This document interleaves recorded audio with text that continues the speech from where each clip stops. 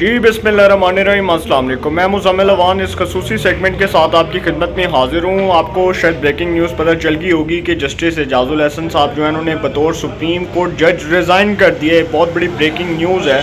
और जस्टिस मुज़ाहिर अकबर नकवी साहब के इस्तीफ़े के बाद जस्टिस एजाजुल हसन साहब ने रिज़ाइन कर दिया। मैं चूँकि अभी घर में मौजूद नहीं हूँ, एक जगह पर व्लॉग रिकॉर्ड कर रहा हूँ और ये बड़ी इंपॉर्टेंट वीडियो है, इसको लास्ट तक वॉच कीजिएगा, इसको लास्ट तक देखिएगा। इसमें मैं कुछ इंटरेस्टिंग इन्फॉर्मेशन आपसे शेयर करने जा रहा हूँ कि जो जस्टिस एजाजुल हसन साहब हैं उनके ख़िलाफ़ एक वन कॉन्स्टिट्यूशनल एवेन्यू का रेफरेंस आ रहा था जो बहुत मजबूत बुनियादों पर बना था।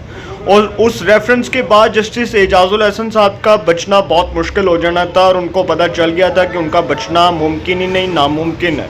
तो उन्होंने इस्तीफ़ा देने को तरजीह दी। वो खुद बहुत बाइज़्ज़त तरीके से रिज़ाइन कर दिया। लेकिन सर ये रिज़ाइन करना जो है सिर्फ यहाँ तक कहानी ख़त्म नहीं हुई, कहानी तो अभी शुरू हुई है। अभी तो पार्टी शुरू हुई है और प्रोग्राम तो बढ़ गया। जस्टिस एजाजुल हसन साहब जो हैं ये वो जज थे जिन्होंने नवाज शरीफ के ख़िलाफ़ पनामा का फ़ैसला दिया। जो नवाज शरीफ के ख़िलाफ़ एहतसाब अदालत में रेफरेंसेस दायर हुए उस पर ये मॉनिटरिंग जज मुकर्रर किए गए। Justice Ejazul Hasan Lahore high court के चीफ जस्टिस भी रहे। लाहौर हाई कोर्ट से इनको सुप्रीम कोर्ट में लाया गया। साकब निसार के बहुत करीब थे और जिस तरह के उन्होंने फ़ैसले दिए आर्टिकल 63A के ऊपर, जो परवेज़ लाई को वज़ीर आला पंजाब बनाया गया, जिस तरह से परवेज़ लाई को लाया गया, उसके अंदर बंदियाल और एजाजुल हसन साहब जो हैं वो सर फहरिस्त थे। तो एजाजुल हसन साहब जो हैं ये वो जज हैं जिन्होंने जस्टिस मुज़ाहिर अकबर नकवी साहब के ख़िलाफ़ जो सुप्रीम जुडिशल काउंसिल में कार्रवाई हो रही थी उसकी मुखालफत की थी और कहा था कि जो सुप्रीम जुडिशल काउंसिल है उसका जो फ़ैसला है कि जस्टिस मुज़ाहिर अकबर नकवी साहब को अज़ खुद नोटिस जारी किया जाए, मैं उसकी मुखालफत करता हूँ। तो सर जस्टिस एजाजुल हसन साहब जो हैं उनको पता चल गया था कि मुज़ाहिर नकवी साहब के बाद जो है वो मेरी बारी है और हाथ जो है वो मेरे तक जाना है और घेरा मेरे तक तंग होना है। तो उन्होंने जो है वो इस चीज़ को मद्देनज़र रखते हुए रिज़ाइन कर दिया। लेकिन अभी ये कार्रवाई इसलिए ख़त्म नहीं हुई क्योंकि अब जो सुप्रीम जुडिशल काउंसिल की कॉम्पोजिशन है वो बहुत आप समझ लें कि बड़ी इंपॉर्टेंट है। और जस्टिस एजाजुल हसन जो हैं वो सुप्रीम जुडिशल काउंसिल के चूँकि मेंबर थे। जस्टिस सरदार तारिक मसूद जो सुप्रीम कोर्ट के मोस्ट सीनियर जज हैं वो रिटायर होंगे मार्च के अंदर।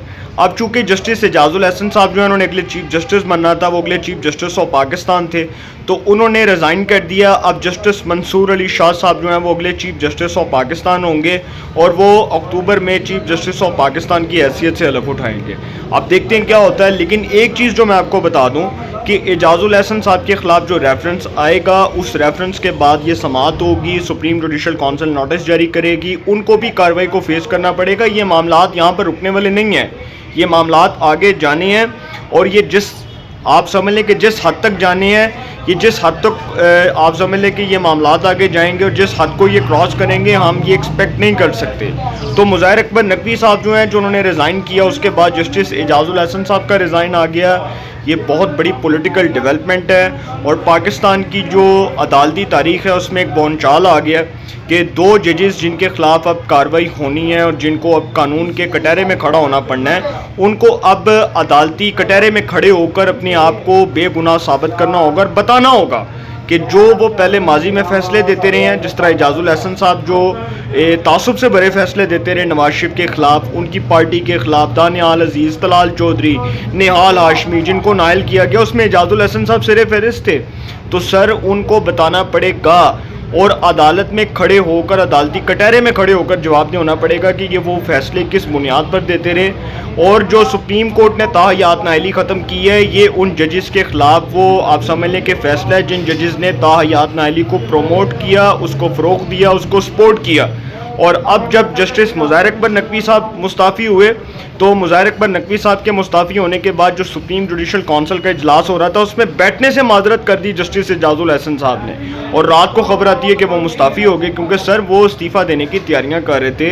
अब चूँकि दोनों जज साहिबान जो हैं जो मुस्ताफ़ी हुए हैं दोनों का इस्तीफ़ा सदर मुमलिकत को साल हो गया है और सदर मुमलिकत ज़ाहिर बात इसको मंजूर कर लेंगे। लेकिन ये कहानी यहाँ तक नहीं ख़त्म होनी, इसके बाद अगली कहानी शुरू होनी है और ये तो अभी ट्रेलर था, अभी पूरी मूवी चलेगी। एजाजुल हसन और मुज़ाहिर अकबर नकवी साहब को कानून के कटहरे में खड़ा होना पड़ेगा, इनको जवाब देना पड़ेगा और अदालत इनसे जवाब लेगी। ये थी जी आज की पॉलिटिकल डेवलपमेंट जो मैंने आपके सामने रखी और बड़ी इंपॉर्टेंट न्यूज़ थी جو آپ تک میں نے رکھی, اور آپ کا شکریہ کہ آپ نے میرے چینل کو لائک کیا, آپ نے اس کو سبسکرائب کیا, اس کو فالو کیا, اور آپ میری ویڈیوز دیکھتے رہتے ہیں. انشاءاللہ جی ایک نئے سیگمنٹ کے ساتھ پھر ملاقات ہوگی. اپنا بہت خیال رکھیے گا. اللہ نے کے بعد.